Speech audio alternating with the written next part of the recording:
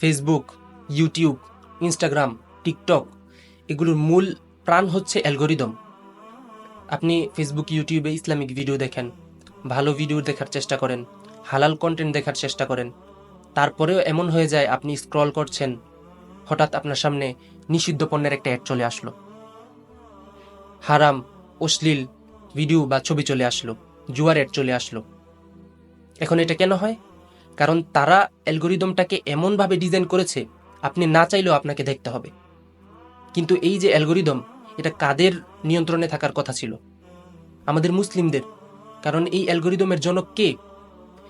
Facebook, YouTube, artificial intelligence এগুলো তো আধুনিক অ্যালগোরিদমে চলে। কিন্তু এই অ্যালগোরিদমের যেই মূল, যিনি এই অ্যালগোরিদমের আবিষ্কারক, যার নাম থেকে অ্যালগোরিদম শব্দটার উদ্ভব, তিনি কে? মুসলিম বিজ্ঞানী আল খোয়ারিজমি। অথচ আমরা তার সম্পর্কে জানি না। আমরা আমাদের যারা বীর পূর্বপুরুষ তাদের সম্পর্কে আমরা জানি না। আধুনিক চিকিৎসা বিজ্ঞানের জনক কে? ইবনে সিনা। তার বইগুলো ইউরোপের ইউনিভার্সিটিতে শত শত বছর ধরে পড়ানো হয়েছে। কেমিস্ট্রি, আধুনিক কেমিস্ট্রির জনক কে? জাবের ইবনে হাইয়ান, রসায়ন। এরপর ইবনে হাইথাম, ফাদার অফ অপটিক্স বলা হয়। এই যে আমরা চোখ দিয়ে দেখি, চোখের প্রতিফলন, দৃষ্টিশক্তি, আলো, এগুলো কিভাবে কাজ করে, এগুলো নিয়ে তিনি প্রথমবারের মতো গবেষণা, ব্যাখ্যা বিশ্লেষণ করেছেন।